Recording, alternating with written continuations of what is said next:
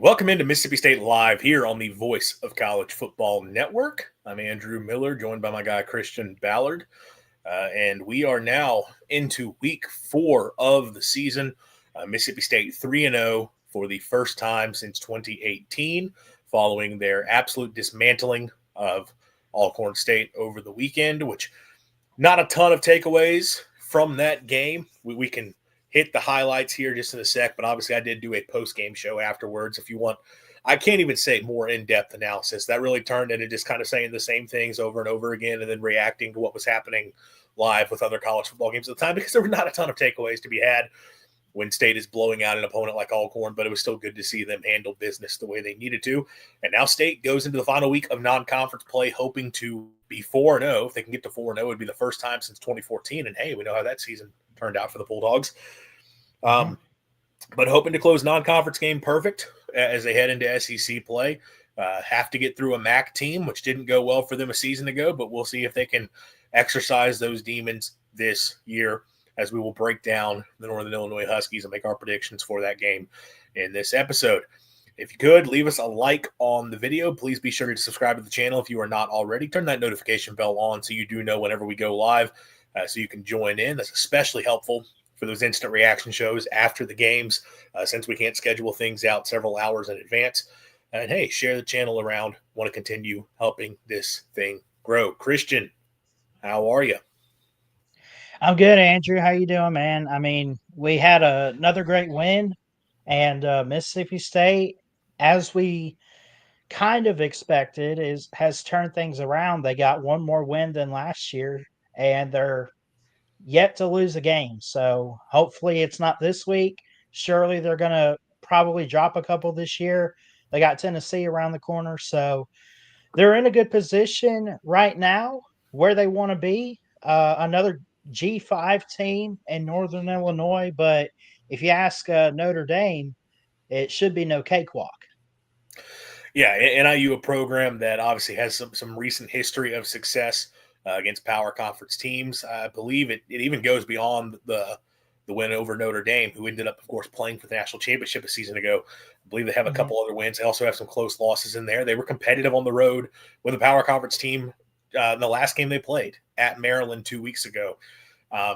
So certainly an opponent that Mississippi State cannot take lightly, and I certainly think they won't. We'll touch on that a little bit more as we get into it. Just close Alcorn State, 63-0, right? First shutout win since 2017. First time scoring 60 points in a game since 2018. And it was the biggest blowout win by the Bulldogs since 1950. 63-0 was the biggest shutout win they have had since a 65-0 win back over Arkansas State in 1950. So it had been 75 years since MSU was this dominant in a game. That's almost entirely a product of Alcorn State just not being a good team at all. If State had wanted to put up 100 points in this game, they could have. Obviously played with a shortened clock in the second half of 10-minute quarters.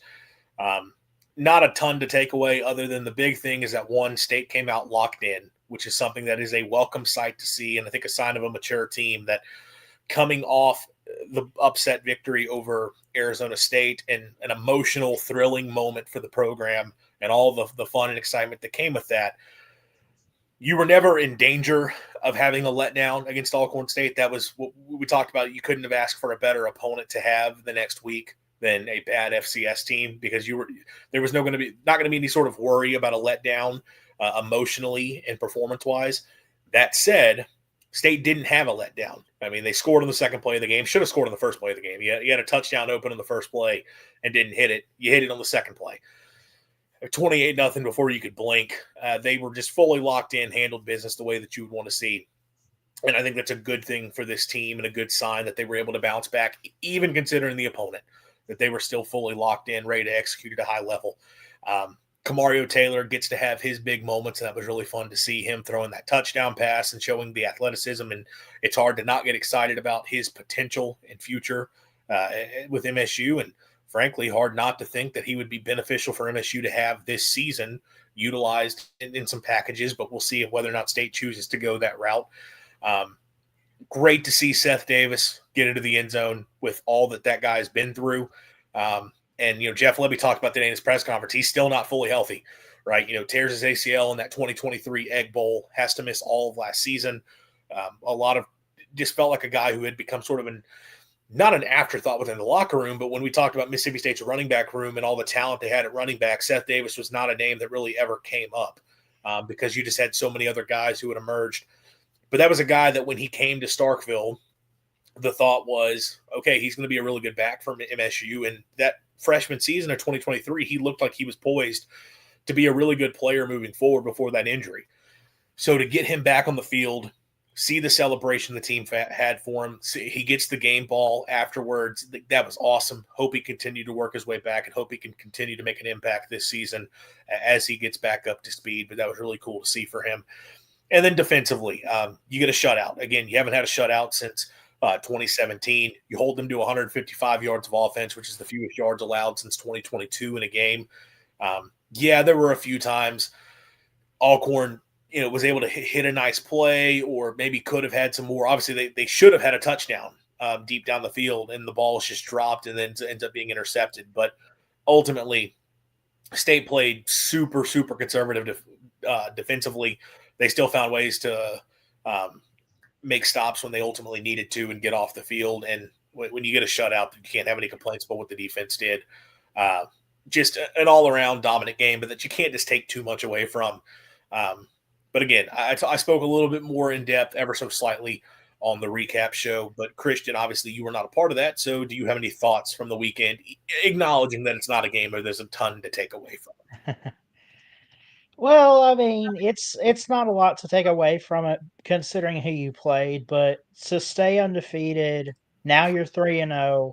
Mississippi State's looking hot right now, and don't get too, big for your britches, as they say, when you look at Northern Illinois this week, which we'll talk about them a little bit later. But you mentioned some things though, like it was like the most points. What was it that they had scored in a game and like their first shutout? You had mentioned some of that was like since what, 2014, 2015. So it's interesting to see some of that, and you can correct me in a minute, but they're obviously not only dominating right now, and we're still not in SEC play yet, but it feels like this is really a different team than last year's 2-10 run because they just seem like they're on a mission. Now, I don't know if that's going to end with a championship ring or anything. I doubt it, but I think they're out to prove, Jeff Lebby and Mississippi State are, that they still belong in the SEC. Obviously, they belong there. They're a stamp of like just the historic moments and teams within the SEC. I'm trying to come up with words for that, but like overall, man, like they're just dominating everyone they've played so far. And even Arizona State a couple weeks ago, they looked pretty solid. So it's just a big turnaround. They're 3-0, better than last year. And I don't know if 2-10 is what it took, but I'd like to say they're back. We'll see. Definitely still some. They need to show a little bit more to fully say that they are back. But if they can get through this next game, it would at least be a sign of back to a level of basic competence, which is something I do want to get into a little bit later as we get into the show when we're breaking down the Huskies. But yeah, it was the first 60-point performance since 2018. I think they also scored 63 in their season opener against Stephen F. Austin that season. First shutout since 2017, and the margin of victory was the biggest that they had since, I believe, it was 1950, the last time they won a game by that much. So, look, Alcorn's a really bad team, and have there been MSU teams that could have won by this much in the past? Sure, but still, it's fun to have a game like that that's never even in doubt. Kind of just went by a little bit of a blur, but hey, if you will always take the easy victory. A little bit of news as we look ahead. We're going to jump ahead 2 weeks from now as the SEC has announced their kickoff times for the week of September 20th and 27th, or I guess for September 27th officially. The September 20th, I think, was finalizing kickoffs for a few of those games, but for the 27th, they have the kickoff times. And unfortunately, MSU will not get to take on the Tennessee Volunteers under the lights. That was one of just two SEC home games that MSU had that fell into the nighttime flex schedule. With the opportunity for those games to be played at night. Obviously, State's had a few night games here to open up the season. And what time is the game this weekend? I think it's an afternoon game that they're playing Northern Illinois. 4:15. Yeah, so 4:15. not going to be a night game. Eastern. Yeah, so 3:15 in Starkville on the SEC network. So it's an afternoon game this week, and it'll be the exact same kickoff time and exact same network 1 week from now when Mississippi State takes on Tennessee. Whiteout game in Starkville where they're going to be honoring the 2000 Snow Bowl team wearing the white interlocking MSU helmets. Unfortunate because there was a lot of hope that if MSU could start off the year 4-0 or get off to a hot start like they have, that you would get a night game because the thought is Tennessee, that's a team that should be really good. Even if they have a loss to Georgia, that should be a really fun game, potential ranked matchup. I know the Bulldogs are not ranked yet, but if they win this weekend, there's a chance they move into the top 25. You could have a ranked matchup in Starkville that needs to be under the lights and a ton of fun. Well, unfortunately, what you have to consider is the SEC and specifically ESPN, ABC are all about juicing ratings as much as they possibly can.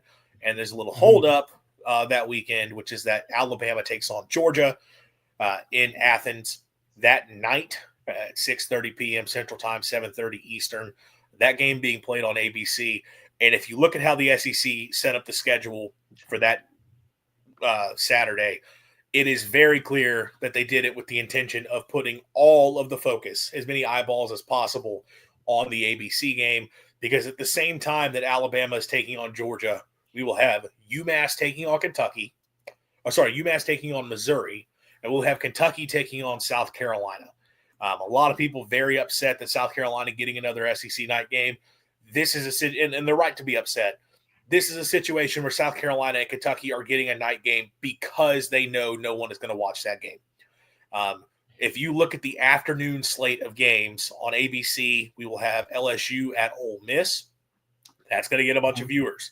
Auburn at Texas A&M on ESPN in the afternoon. Two big fan bases, ranked matchup, going to get a lot of viewers.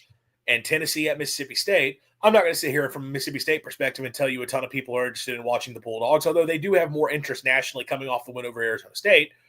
But Tennessee is a big fan base that is going to get a lot of eyeballs, and a lot of people want to watch the Vols. All three of those games are going to go head-to-head with each other in the afternoon, which is going to hurt the ratings for all three of those games.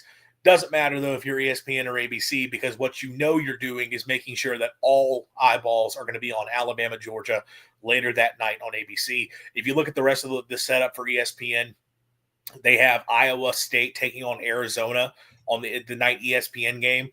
Two good teams. The only people watching that game are going to be fans of those two teams. I don't even think there's a game on ESPN2 scheduled at this point. There's not an ACC game taking place on the channel. There's not a Big Ten. Big Ten games are not on ESPN anymore. And, especially because you have Oregon, Penn State going on that night. This is on NBC, by the way. Yeah. So this is the SEC, but specifically ESPN, ABC, making sure all attention they can get a massive number if they have Georgia, Alabama as the only game that anyone is going to be interested in watching, at least featuring SEC teams that night. Unfortunately, it screws over MSU, who will now have to play an afternoon game and risk not getting a home night game, which it should still be a fun atmosphere in Starkville, but that does suck that it won't be under the lights. No, I fully agree. I mean, I get I don't know. Is there a rule for how many primetime games they want to focus on or have to focus on? Because you got the whiteout with Penn State, Oregon. Don't forget, a whiteout's pretty huge in Happy Valley. And then you get, obviously, talking the SEC, you get my Crimson Tide going to the Georgia Bulldogs. But I don't know, man. Like, what did you say the SEC network's doing with, who is it, Kentucky and That's on ESPNU. Which SEC really, network? No. Kentucky, South Carolina's on SEC network.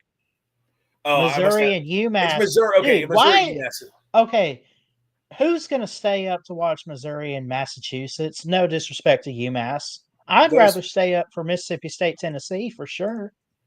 I Well, mean, just saying. there's not. It's not really not. I get what you're saying, but it's not a stay up thing because it's just a normal night game. But that what you're saying is exactly the point. They Yeah, know, and I think it also makes sense they want it on SEC. Like why an SEC game would be on SEC Network over ESPNU. SEC Network is offered in more cable packages than ESPNU is, so yeah, that's why ESPNU is getting. That's why the UMass game, even though it's Mizzou, is on ESPNU. Um, but specifically, no, they are trying to make sure that people are not watching. So ESPN, especially, I think the Penn State Oregon game, you bring it up, that adds into it even more because there is a game of that magnitude also happening that night. ESPN and ABC are doing everything in their power to assure that there is no game taking place at the same time as Bama, Georgia, that anyone who is a neutral observer would want to watch. Like, we yeah, know the fan bases of those teams are going to watch their team, and that's just the way it is. But if we have to make sure if you're a neutral observer, you're tuning in for Bama, Georgia, or Tennessee. Sorry, not Tennessee, or you were tuning in for Penn State, Oregon. But they want that to be the only competition taking place at the time. And the issue for Mississippi State, Tennessee is that, yeah, that's a game people would be interested in, people want to see. That's precisely why they don't want it taking place the same time as Bama, Georgia. yeah, They want to yeah, get the ratings as high as possible. It sucks, though, because that basically means State's chances of getting a home night game come down to one game. They will play Texas later in the year. And let me pull up. I had my tweet on it because I looked the schedule was for that week in the SEC. That's Yeah. their So, only chance because Georgia's noon and yeah. the Egg Bowl is going to be noon on Black Friday. Yes. And So, and the rest are road games. So, I mean, maybe you hope that you get a road game at night, but at the same time, that's tough to do. yeah, I don't But care about a road game being or at it's tough night. to go. Right, right. Yeah. Yeah. So You want to the be under the weekend that lights and State stuff. But hosts Texas, Tennessee and Kentucky is already locked in as a night game. And then you hmm have Texas A&M, LSU, Alabama, South Carolina, and Missouri Vanderbilt, which, by the way, that's a ranked matchup. So we can't just roll our eyes at that right now. Which, what is that several weeks into the season now? I mean, that's over a month away. We don't know. Right now, though, that's a ranked matchup. Those are all the flex options. So those are all games that could be played either at night or in the afternoon, which is the same case for Mississippi State, Texas. yeah. Odds are not in State's favor. I feel like some of those And other games. don't forget too that November 8th game with Georgia, you're going to have obviously probably LSU Bama's going to be a night game in the SEC and maybe I mean, you might have a chance there. I don't know if they would put Auburn and Alabama on at the same time in a prime time showdown. Like, because Auburn also goes to Vanderbilt. Ugh, I don't know. Florida, Kentucky, that I wouldn't stay up to watch that, but I mean, I'm just saying, like, there's some other SEC matchups. Well, no, no, no. So Georgia, Mississippi State is a noon game. Yeah, no, it's locked Is in as that an 11 a.m. Central Time which one or was I noon trying your to look time. at? I was maybe I was trying to get to Missouri, but anyways, yeah, I don't Yeah, know. I don't know when the Mizzou game is, but it's on the road. So frankly, whatever. It matters Yeah, to the people who are traveling to the game. So yeah, it's unfortunate for State and the weekend that they could have a night game. There's the options are not great. I feel like, we'll see what South Carolina is at that point, but if they have Sellers back healthy and they start to find some wins, there'd be a ton of hype about Williams-Brice at night hosting Alabama. Um, the Texas A&M and LSU game could be huge for SEC implications, although that could be the SEC game of the week, frankly. So I could see that being an afternoon. Missouri Vanderbilt's not going to be a huge draw, so we'll see how that impacts things. But I think it's only fair if the conference gives State a home night game against Texas, but State didn't get a home SEC night game a season ago. It is what it is. You're glad you got the experience you did with the Arizona State game to break out the new lights and everything that came with that. And to be fair, once we get into Well, God, I was going to say, never mind, because this doesn't apply. I was going to say once we get into November, if you play an afternoon game, by the time the second half kicks, it's dark outside. Well, State's 2 SEC games in November are 11 o'clock kicks.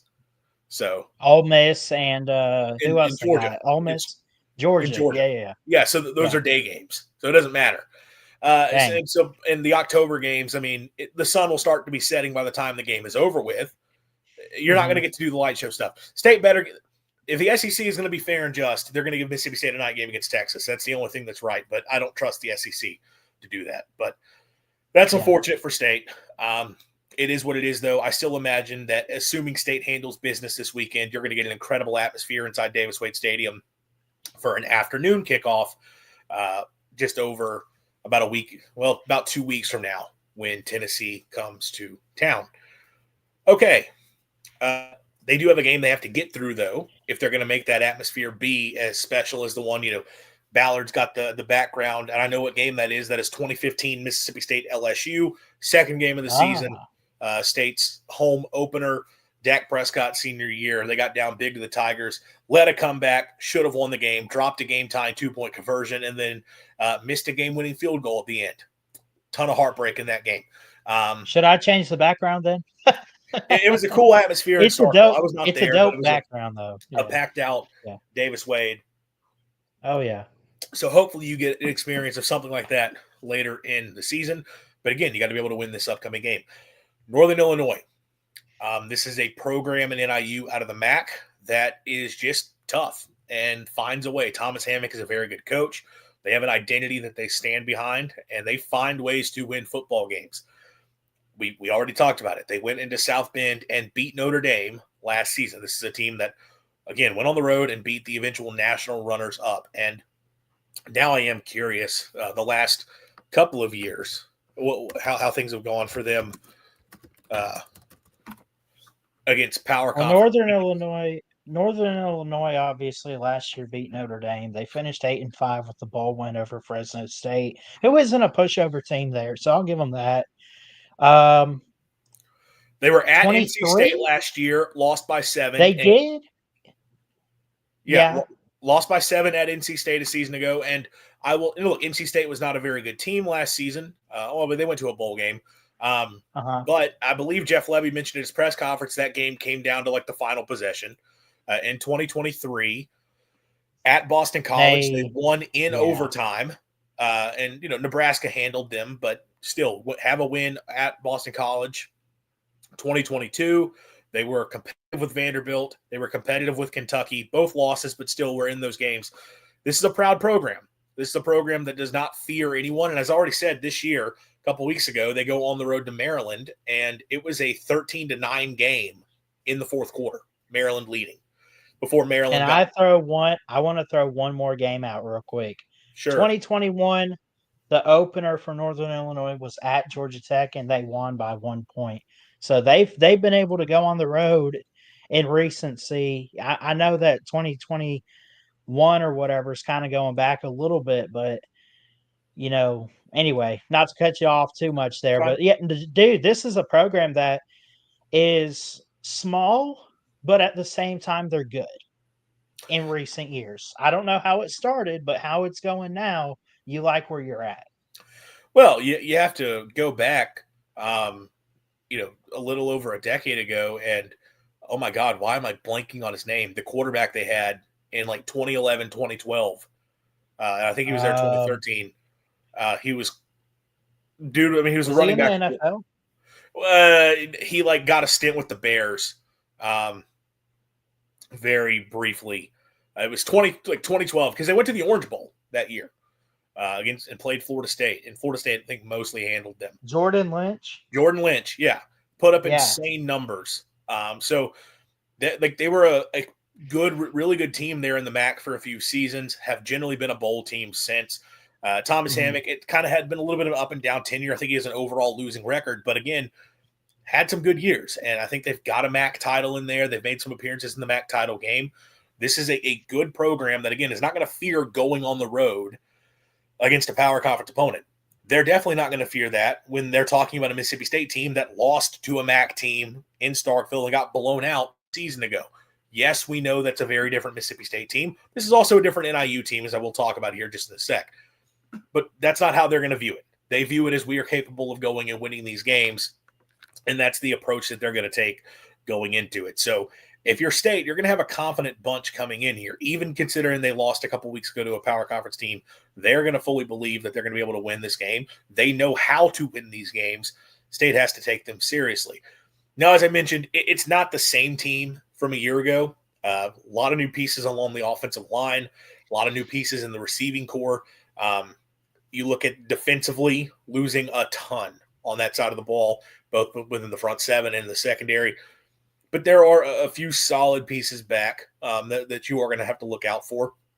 But, they got hit really hard by graduation in the portal, and it's kind of been a total reset. And to this point of the season, it has been a grind for them. They are 1-1. They've only played 2 games.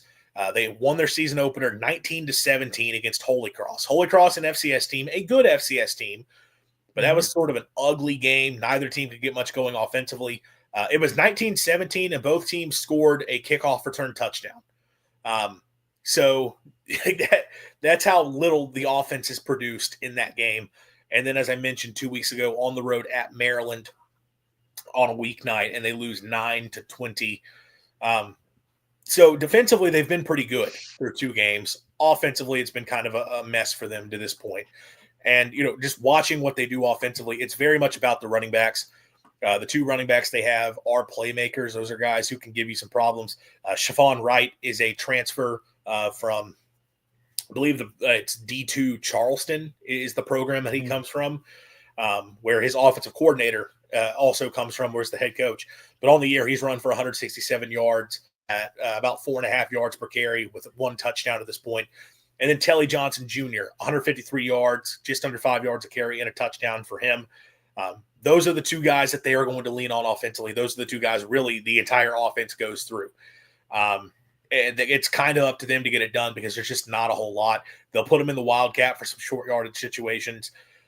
But those are running backs who can make big plays. I mentioned Telly Johnson. He had a 75-yard touchdown against Maryland. That was kind of the only big moment their offense had in that game, but he still hit that big run. And then Siobhan Wright's got some burst to him. Kind of a small, diminutive guy. He's only like 5'8", but he can really move and make some plays. Their quarterback, and why am I blanking? Josh Holst is a run threat. On the season, only 18 carries for 13 yards. It doesn't blow you away, but he can move a bit. They'll get him involved in the run game. He can scramble. Not going to kill you with his legs, but that is a part of it. They mostly, when you look at their passing game, they're trying to get it out quickly underneath throws. They don't push it downfield a lot, and what he does, he kind of just lobs it up there. But really, they're trying to get the ball out quick. And a couple reasons for that. One is that the pass catchers don't scare you. They do have a receiver who does look the part.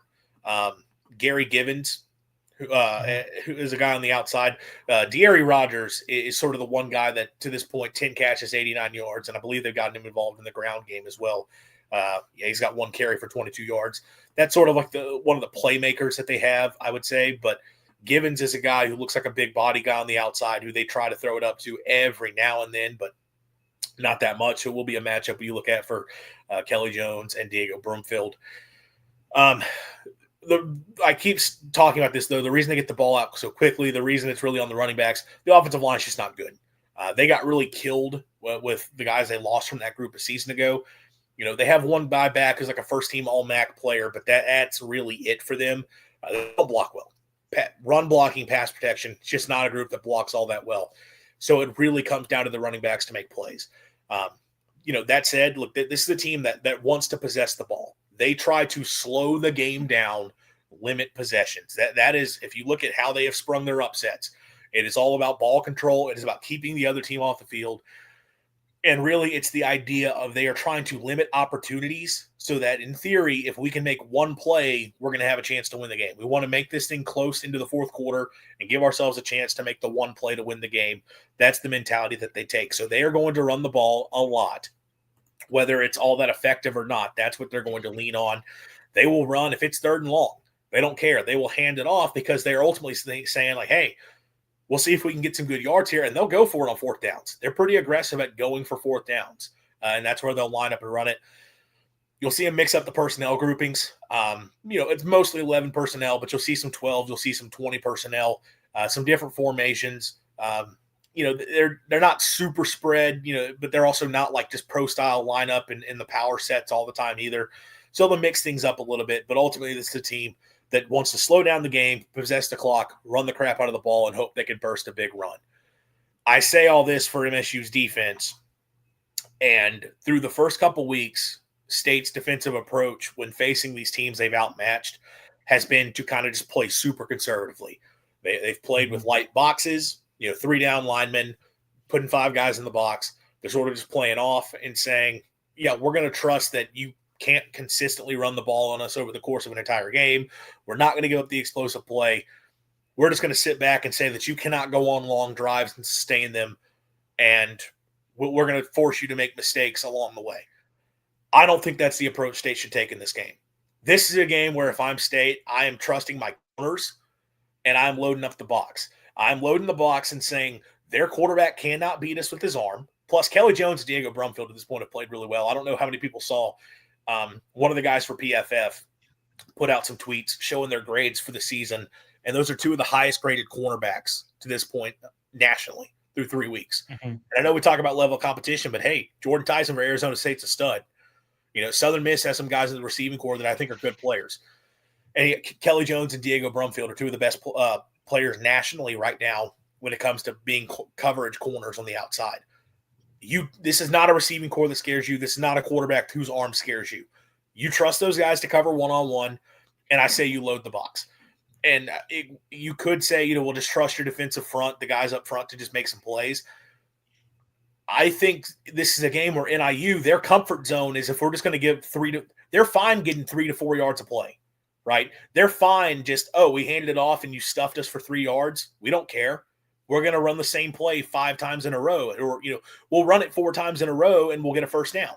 And we'll just do that over and over and over again. If you're State, I think you have to eliminate that happening. Do you risk giving up an explosive run, which, like I mentioned, last week, Northern Illinois, the only reason their offense did anything is because they had a 75-yard touchdown run. Like they broke the one big run. Do you risk giving that up? You do, but that's where I think NIU cannot consistently do that over the course of a whole game. They're not an explosive enough offense that you worry about that happening consistently. I think if you're State, you take away the ground game, you load up the box and blow up their offensive line, force their running backs to make plays, force their quarterback to prove he can beat you, and you trust that they can't. And I don't think their offense can sustain drives if you do it. And I think that's how you shut down this offense. Taz Johnson for the Bucks just took a huge hit on that return. Anyway, hope he's okay, man. Yeah, it's on ESPN. Anyway, something I want to point out about Northern Illinois, and I don't know if you mentioned this necessarily, but I feel like what you said kind of touched on it. They love to run the ball. If you look through how many they played 2 games, and I know it's only 2 games so far. They have 0 receiving touchdowns. I don't think that's going to change in this next game against the Bulldogs. I mean, it could. I mean, do you mix it up a little bit if you're Northern Illinois because you're, playing an SEC defense? Like, what do you do here? Because, like you said, they love to eat up that clock. They love to run the ball, play conservative. I mean, but they have some guys out there they could trust with the football through the air. They just have yet to hit the end zone. To this point, and obviously this is not factoring in sacks. This is not factoring in scrambles. But they have thrown the ball 46 times as a team in 2 games. They have run the ball 96 times. They have 50 more rushing attempts than they do passing attempts. It's very clear what this team wants to do, and it's smart, frankly. Look, they don't have the playmakers at receiver. They don't have the talent at quarterback. They got 2 guys on offense that are running backs that can make plays, and you give them the ball and you see what can happen. If you're a team like NIU, I totally get that approach.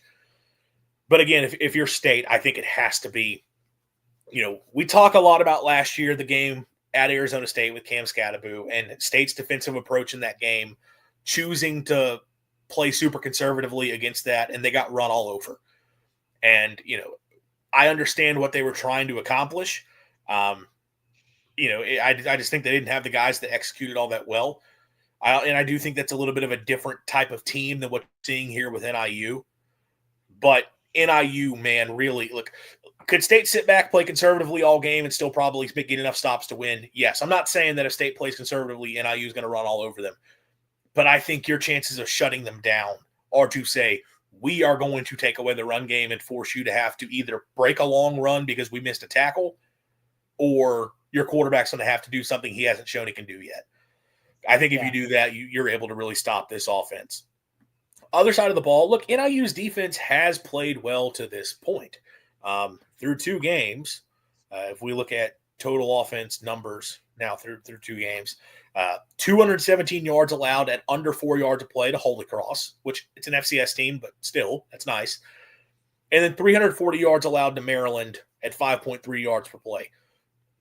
Huge yards per play is not great. It's pretty mediocre, but again, they held them to 340 yards, which some of that is more their offense stayed on the field a ton, which helped them out. Even though, and like I said, they want to limit possessions, but the defense has played pretty well. And when you look at this team defensively, they've got some talented guys on the defensive line. Roy Williams at defensive end is a good player. They also bring back who's the other? Jelani Williams is the other defensive end who's a talented guy. They've got a good group there on the edge who can make some plays. And then the linebackers do a good so they got some guys who can create some disruption up front. They got some guys who can beat blocks, and they did that against Maryland. Now, Maryland's offensive line is not very good, but, I mean, they held Maryland in that game to only 86 rushing yards on 3.1 a carry. Like, they did a really good job of stopping Maryland's run game. And they didn't get a sack, so it was very much limiting what Maryland was able to try to do on the ground. Long run of 11 yards for Maryland. Yeah, they were just not able to get much going. So this is a defensive front that has some pieces. The linebackers are a part of that as well. They've got some linebackers who do a good job of getting downhill. Quinn Erlweiler, number 32, is a really good player. Philip Makarowski, sorry, I just totally botched that name. But that's another guy. Like, those guys do a good job of getting downhill and fitting the run. So they're a well-coached defense. And I think as a whole, they do a good job of rallying to the ball and tackling. Not a ton of missed tackles, not a ton of run after catch. Like, there's some. Maryland hit a few of those plays against them because you just got better athletes. But they do a good job of just keeping everything in front of them. I thought their secondary, which was a group I was really concerned about for them coming into the year with all they lost, they've played solid coverage through 2 games, but I will say Maryland was able to find some opportunities through the air. 254 yards passing, 53% completion, 7.1 yards per attempt. So not like a huge day passing, but they missed on a few opportunities as well. There were a few plays that they could have had. Now, I will say this. NIU has not faced a receiving core that's as dynamic as what State has when you talk about Brennan Thompson and Anthony Evans. Like, those are 2 guys that can make plays in the passing game that NIU has not seen yet.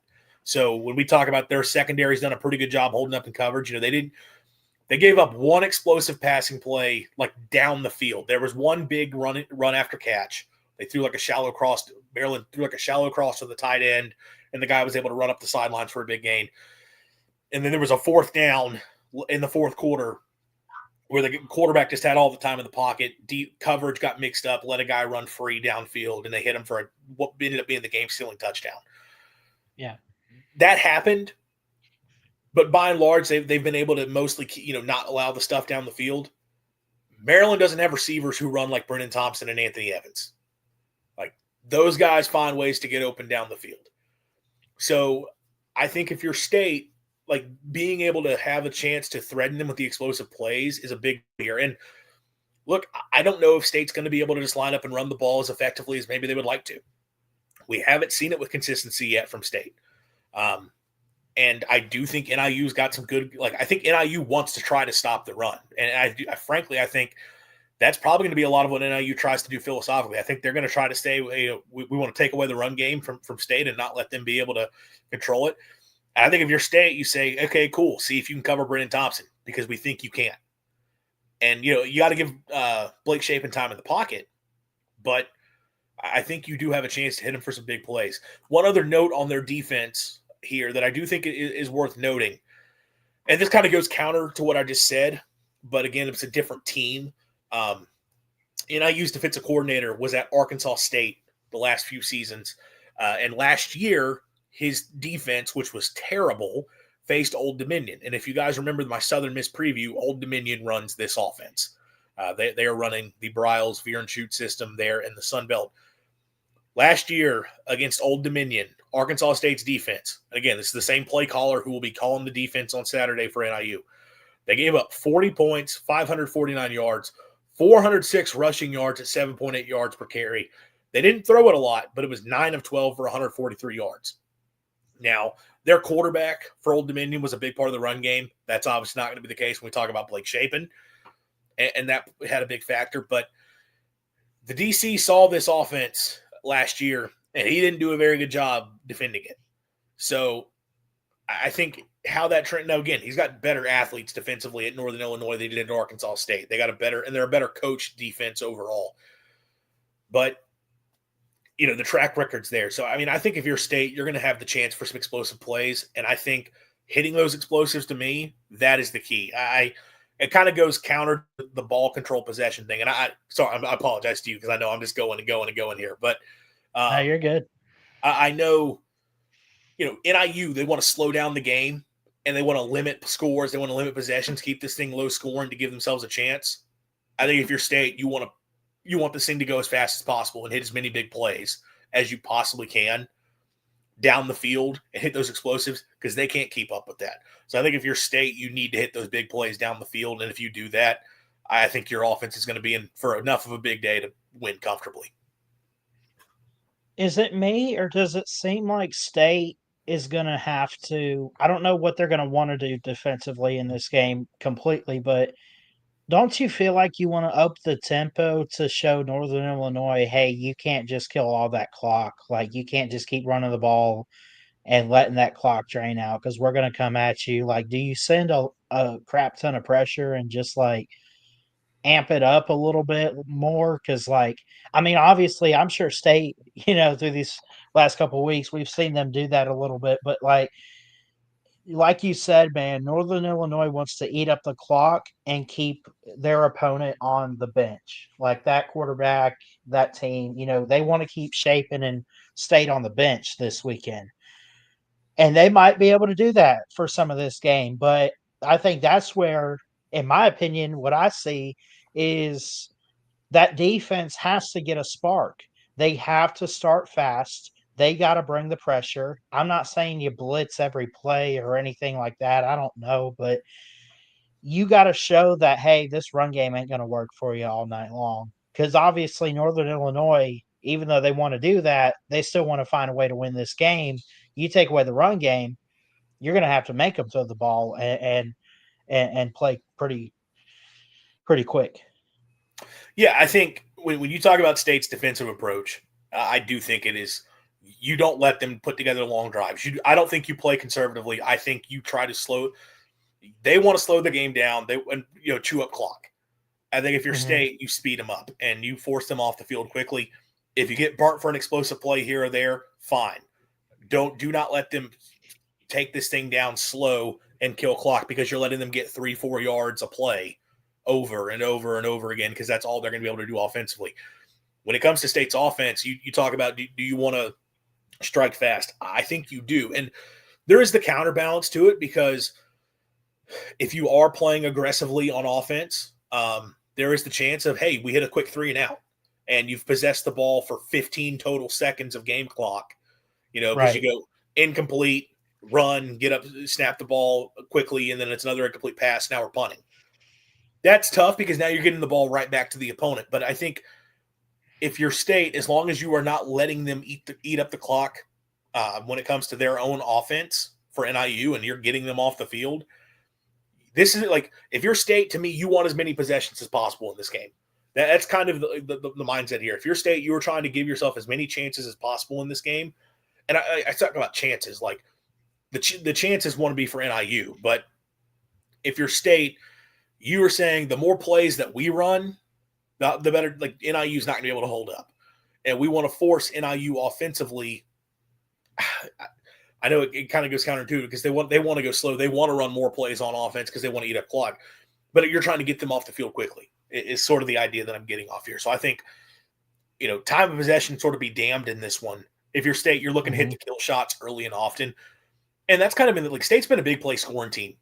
All 3 games, they have scored a touchdown of 40-plus yards on the first drive. They have hit a big play touchdown in all 3 of these games to open up the season. I think you're trying to do the exact same thing in this one. If I'm all good. If they want to take a deep shot down the field first play of the game, go for it. Go right ahead. I don't care about handing it off and trying to get the run game going. Go for a kill shot early and try to get this thing completely out of hand, because that's the other thing here.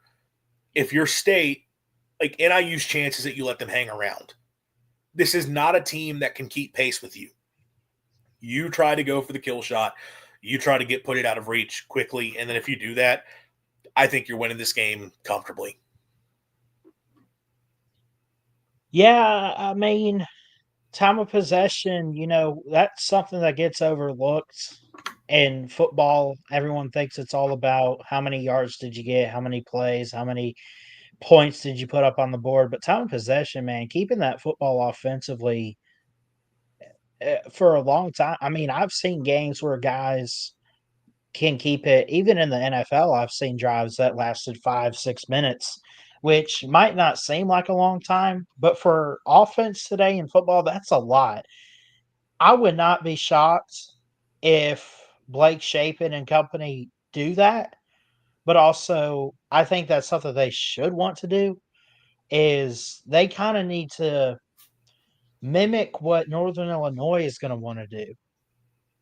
Like, yeah, you want to score quick, but in a way, you kind of mimic that in your own way, not to like mock them or say, haha, we can do it too. But, it's like, just, I don't know, wear that defense out a little bit if you want. I don't know. I say wear them out by score quick. Me Yeah. personally, like I don't care about the time of possession here. I do, but I don't. You can't let NIU just sit on the ball the whole game. I agree with, Right. but well, I mean, if you look at Mississippi State, Alcorn dominated time of possession. And I'm not comparing NIU to Alcorn, but the point I'm like, Alcorn possessed the ball far more than Mississippi State did, because State went tempo and State was also scoring 50-yard touchdowns left and right. So State just never had the ball because they were scoring so quickly. That's the type of game I'm looking at here. And but when I talk about time possession, like when I say time of possession be damned, what I mean is we don't look up at the end of the game and time possession ends up being a factor. But you, at the same time, and this is where the other part of it is, we can't look up at the end and time possession be something that mattered, because NIU was able to hold on to the football and slow the game down, and they're able to limit State's possessions because State just couldn't get off the field defensively.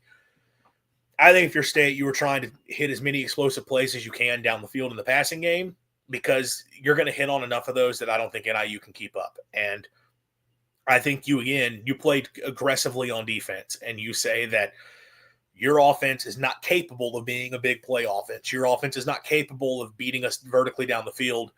Your offensive line's not good enough. If your running back breaks a run, well, it just is what it is, but we're going to stop you.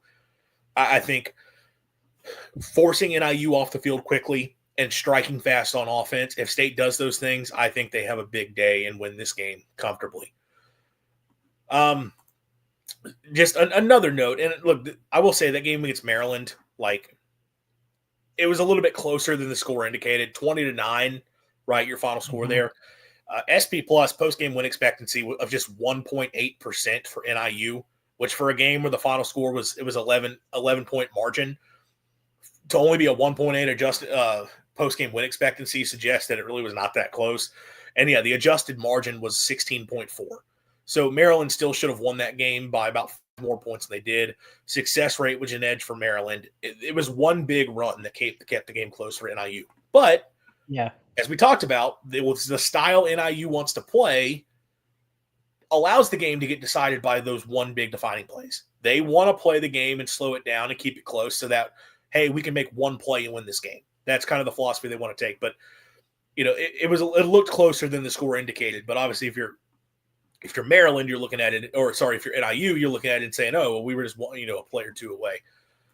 Getting into predictions for this game, and I think less than you're trying to predict, like, I think this guy's going to have a big game. I like to take the approach of who's a guy that needs to have a big game. So we'll start with the Mississippi State offense. And I will just go ahead and say my answer here. Who needs to have a big game? Brennan Thompson. This goes Mhm. into right of my idea that State needs to be hitting the explosive plays and dictating the tempo of this thing and putting it out of reach. There's no one who is a more big play potential on the entire roster than Brendan Thompson. NIU's defense has played good coverage to this point of the season. They've not been giving up a bunch of big passing plays. They've not seen a guy who runs like Brendan Thompson. So for MSU, you want him to make a huge impact in this game. You're wanting to find him deep down the field, and you are trusting that you can protect Blake Shapen long enough to hit those plays. I want a big day out of Brendan Thompson. If Brendan Thompson has a big stat line, Mississippi State wins this game easily. Who are you looking at as a big guy offensively that you think needs to thrive, have a big game? Offensively, I would agree about Brennan Thompson. I don't know who I would pick outside of that. I mean, I think you hit the nail on the head there. I'm just for the sake of not arguing here. I mean, we'll go Brennan Thompson too. I think that he's that playmaker. He's averaging about 18 and a half yards a catch. You know, his longest play is 58. He's already got 3 touchdowns. He's over 200. If it's not him offensively, I don't see why you don't go after Anthony Evans too. I mean, he's been a big time playmaker for State's offense coming over from Georgia, where, I don't know how Georgia fans really viewed him, but he wasn't their go to guy. I don't even think he was number two. He was barely But, involved. right, exactly. But when they did get him involved, it looked all right, but they didn't get him involved as probably as much as they should have. Now he's at Mississippi State. He's here. Let's roll. And let's go get a W. Like, go get these guys loose and let them have a field day with this defense. Yeah, I think both those receivers are great answers. If those guys have big games, I don't think NIU is keeping up. On the Mhm. defense side of the ball for Mississippi State, I talk about State needs to just be shutting down the run game. State needs to just be making plays, like getting in the backfield, blowing up the offensive line, and just making negative plays. There's a guy on this defense who last year in limited opportunities, it felt like every time we saw him, he was forcing a negative play. He was getting in the backfield. He was getting pressure. He was making big stops. He was forcing turnovers. A lot of us were expecting to have a breakout season this year. And so far, we haven't really seen it. Now, to be fair to him, the State's rotating bodies a lot. He's not sort of just settled in as the guy, but I think they need a big game out of him. And I want to see him have a breakout performance. Zachary Tillman at linebacker. Yeah. 13 tackles so far in the year, a half tackle for loss, one quarterback hurry. He's not been a bad player for them, but when you look at a season ago when he had 3.5 sacks and a quarterback hurry and a forced fumble and a couple passes broken up, and he was just always around the ball last year when he got opportunities and he started to become a part of that linebacker rotation, there was a lot of hope he could build off of that. I want to see Zachary Tillman be a disruptor. I think if you're creating negative plays, that was his specialty last year, to me, if you create a bunch of havoc plays on defense, you're going to hold NIU enough and get them off the field that their offense is not going to be able to get much of anything going. Again, NIU wants this to be as low scoring of a game as possible. MSU wants to put points on the board, and having a guy defensively who is creating disruption and getting NIU off the field quickly, you might give up an explosive play here or there, but having a guy like that who's making those plays, I think gives you a great chance of winning. Who's the guy on defense that you're looking to have a big breakthrough or hoping needs to have a big game against NIU? I don't know, man. I mean, there's a couple different names that stick out. The first one for me personally is Isaac Smith. He's defended a pass so far. He's got 18 tackles. That's great. I want to see if he could step up better in the passing game just a little bit. I just feel like he was going to be the guy this year in the secondary that was going to help force some turnovers. I personally felt that way. I don't know, man. I would go Isaac Smith here. I think there's a couple different candidates on defense. I mean, you could look at linebacker Malik Celia. You could go Isaac Smith, as I mentioned. Um, Brandon Jennings is a linebacker. I mean, there's so many big names on this defense, man. But if I had to pick just one, I want to see Isaac Smith break out in this game because I know he's got a lot of potential, and this is a guy that State fans love. And I think this is a guy that could end up having a good season if you get him more involved. Not that he's not seeing playing time or whatever, but it's just I don't know. Somebody throw the ball his way and let him let him do something, man. Like Well, I think Isaac Smith makes sense though, like even away from the pass game standpoint, because he is someone that was last year. He was MSU's run stopper. He was the one going mhm, and making tackles and making plays, and so not always at the line of scrimmage. But this year, he's playing up closer to the line of scrimmage. They're getting him involved more as an actual linebacker as opposed to playing safety. And if State plays the style of defense they played against Southern Miss and Alcorn, then he's kind of more in that secondary role. He's kind of more that last line of defense.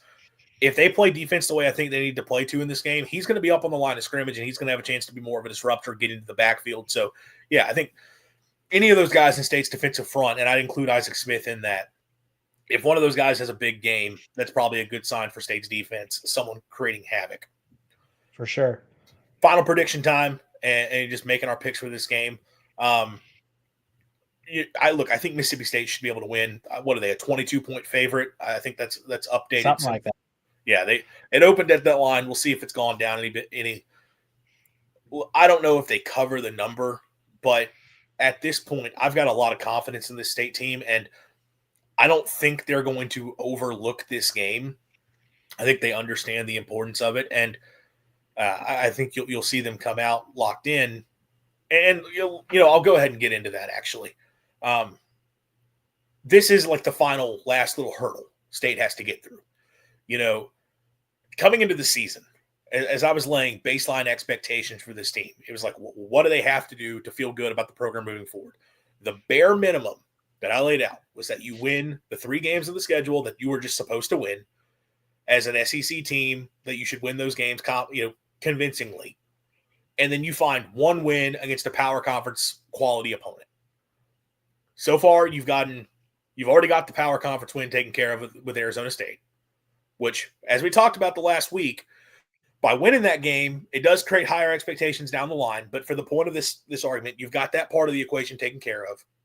And so far, you're 2 for 2 between Southern Miss and Alcorn State of handling business. First half against Southern Miss wasn't great. State locked in the second half, pulled away. That game was fine. And then Alcorn was total domination. If you handle Northern Illinois, then you have met all of those check marks of bare minimum. You've shown the program is taking a step forward. If you were talking about a team that is at 4 wins and you beat the teams on the schedule you were supposed to, and you beat a quality opponent, those are all things we couldn't say a season ago. You would have doubled your win total. Last year's State team didn't beat the teams they were supposed to. And look, Toledo was a better football team than them, but Mississippi State should be beating Toledo most times as a program. So you couldn't do that. And you didn't beat any opponent of any quality. You had a couple close losses. You had a few times you looked okay. You couldn't beat them. You've shown you can beat them, win this game, and finalize that you can just win. You handle business against a team like Northern Illinois. And I think that's big for the program. It's big to get through that final step of showing, okay, we're done worrying about games like this. Because after losing to Toledo last year, you're going to always have that thought in the back of your mind, and it's going to last for a while. But until State gets through a season where they just handle business, there is always going to be that little bit of, oh, God, right? Oh, crap, we have a MAC team coming in here. What is that going to mean for State? They do just have to handle business here. They really need to go out and just win this game comfortably. And I think once you do that, you've exercised those demons of a season ago and shown, look, we're not worried about a game like this. We're going to just step in and we're going to win the football game the way we were supposed to. And to do that, State's going to have to take Northern Illinois seriously. You can't treat this game as if it's a game you can just wake up, go out and play, and you're going to win easily. NIU is too good of a program to do that against.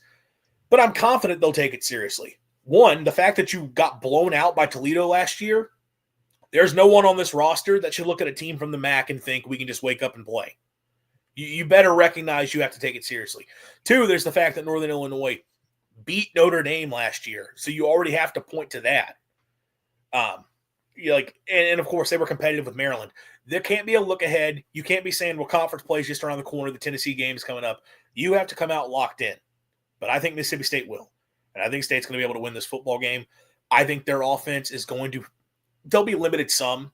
I will be curious to see how well they can actually run the football because NIU's defensive front's pretty good. But I think State's going to hit big plays in the passing game, and I think that's going to be more than enough. And then on the other side of the ball, I just think their defense is good enough to keep NIU from being able to do much of anything. I'm going to take Mississippi State to win this game 34-10 final score. I think State handles business, and they're able to come away undefeated going into Tennessee, and you feel really good about where the program is headed. I'm close to you. I almost want to give them like 42 points, but that might be a little bit too much. I'm going to go 38 for Mississippi State. I'm going to go a little bit less than 10. I think their defense could really come in slinging. I say give up 2 field goals, win this thing comfortably, 38-6. It definitely could happen. I lowered the score a little bit because I do think NIU's defense is good enough to make a few plays. But yeah, I also look at I think Southern Miss has got some good players on that team defensively, and State scored 34 in that game and could have scored more. And that was with the first half where they played poorly. I also think Southern Miss's offense is better than Northern Illinois' by a lot. And I know it doesn't always match up game to game, but I just look at that game and I feel like, okay, State should – I think if State comes out locked in, they'll be able to win this game. And again, NIU, they've got enough talent and are well-coached enough that if you let this be a rock fight, if they keep State under 30, I'll say Northern Illinois has to keep State under 20. I think if State gets in the 20s, they're probably winning this football game because I just don't think their offense can score. But if you let this be a rock fight, it's going to be a rock fight and you're going to get in trouble. But that's why I think if you're State, you have to come out, you have to hit the big plays. And if you do that, they're not going to be able to keep up. And that's not being disrespectful to NIU. I just think that offense just doesn't have the firepower for it. And maybe I'm overrating State's offense a bit. Again, look, Maryland last week, 20 points, but I don't think Maryland's very good offensively. I don't think Maryland has the same weapon State does. I think State can find a couple more touchdowns. And like I said, Maryland also left points off the board a week ago. So I'm going to trust State offensively to have a good day. And I trust their defense as well. But we're both in agreement. The Bulldogs are able to get the win here. That'll do it for us tonight. We will be back Thursday for our call-in show. Any thoughts you guys have when it comes to talking about the Bulldogs taking on NIU, as well as just thoughts from the SEC, college football, whatever you got, that's your chance to join into the show, be a part of things, and join the conversation, which we love to have it, love to be able to chat. You can check me out Wednesday nights. I will be on SEC Primetime Live over on the SEC Voice of College Football channel, hanging out with Josh and Blake, talking about everything happening in the conference. We had a wild weekend of games to look back on, and should be some fun games again. I actually have not paid attention to what the upcoming schedule. Oh, no, it is a good week of games. Yeah, it's always a good week of games, but there's the good games this weekend as well. So we'll be looking ahead to that. So, yeah, that's where you guys can check us out this week. Thanks to everybody for listening. And as always, swing your sword and Hail State. College football is even more exciting when you've got some action on the line, and the games are even better when you're cashing in. And the Voice of College Football is the place to be to get the greatest value. Start with my picks. 75% against the money line, 58% against the spread, and I've got a 40-plus year track record. 11-0 in the college football playoff for me last year against the money line, 8-3 against the spread. And I'm just the warm-up act. Steve Merrill of Wager Talk is our ace in the hole, show stopper. 7 years with the Voice of College Football, over 30 years in the industry. Steve gives us analysis on all the big games, but you can't miss Steve's weekly under-the-radar pick. 28-12 against the spread the last 3 years. You also get picks from some of our top analysts here at the Voice of College Football, including Corey Bratta, Matt Zemek, and Steve Dace. Check out those numbers. Become a YouTube or Patreon member for just $99 per month. Go to the main channel on YouTube, click join, and then select the betting tier. Do the same thing on Patreon. Make 2025 a winner now.